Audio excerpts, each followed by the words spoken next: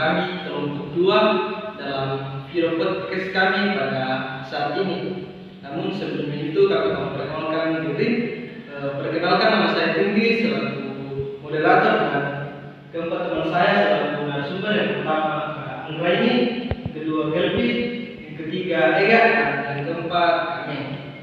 Nah, dalam video kami pada saat ini kami akan membahas mengenai logika penalaran dan hukum adat. Nah, ketika kita membicarakan tentang logika, kira-kira bagaimana tanggapan saudara mengenai logika ini?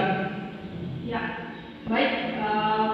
Menurut saya logika ini adalah suatu pandangan atau pemikiran yang mencegah seseorang untuk bertindak di luar akal sehatnya.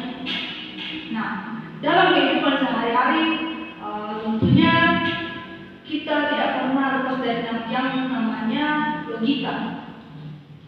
Jika kita pernah melihat seorang melakukan tindakan nekat yang tidak logis, nah bisa jadi orang tersebut belum bisa memahami bagaimana berpikir logis yang baik.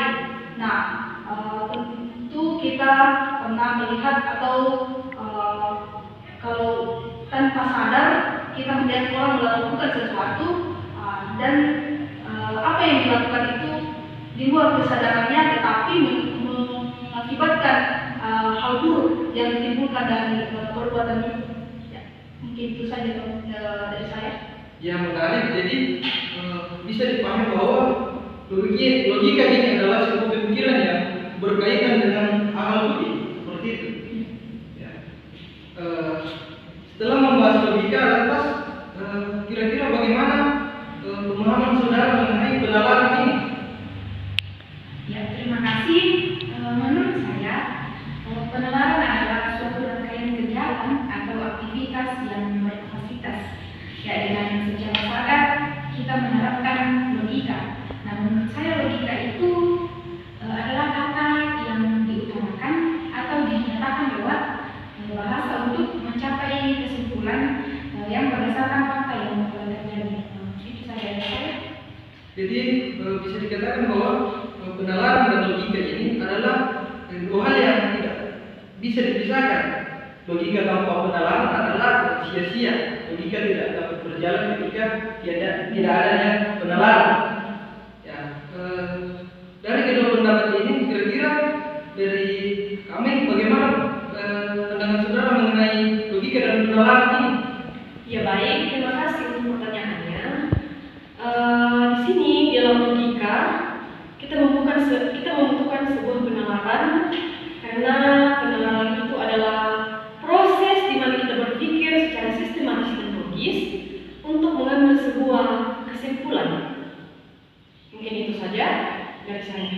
Jadi benar, jadi dari sini dapat dikatakan bahwa memang benar bahwa logika dan penalaran ini adalah dua hal yang tidak dapat dipisahkan, seperti itu. Iya, betul sekali. Nah, kita sudah membahas mengenai pengertian logika dan penalaran secara singkat. Nah, kira-kira apa kaitan logika dan penalaran ini dengan hukum, khususnya dalam hukum adat? Kira-kira ada kata-kata dari saudara Ega? Ya, baik, terima kasih atas kesempatannya. Menurut saya penalaran hukum adalah proses penggunaan alasan-alasan dalam menetapkan pendirian hukum yang dirumuskan dalam putusan hukum. Dengan penalaran hukum tidak dipahami hanya sekedar teks-teks atau aturan-aturan yang ditetapkan oleh pihak yang berkuasa sehingga wajib dipatuhi. Tetapi hukum pun harus mendasarkan diri pada sifat logis. Mungkin itu dari saya. Jadi logika dan penalaran ini adalah sebuah alat untuk membuktikan, bisa dikatakan membuktikan atau menganalisa sebuah hukum. Khususnya kan kita di dunia modern ini, ketika kita memandang hukum adat kan banyak yang tidak masuk akal. Maka dari itulah dibutuhkan sebuah logika dan penalaran untuk menganalisa hukum ini, apakah hukum ini logis atau tidak, itu kita tetapkan. Seperti itu ya. Ya, menarik pembahasan singkat kita pada sore hari ini. dari pembahasan kita, bincang-bincang kita, saya dapat mengambil sebuah kesimpulan yang singkat bahwa logika adalah sebuah proses berpikir, dan ketika kita menggunakan logika namun tidak adanya penalaran, sama hanya logika itu tidak dapat dijalankan. Nah, maka dari itu logika dan penalaran itu juga dibutuhkan dalam sebuah hukum untuk menganalisa hukum tersebut, khususnya kita di dunia modern ini dalam memandang hukum-hukum adat untuk memberlakukannya, apakah itu masih logis atau tidak. Mungkin begitu ya.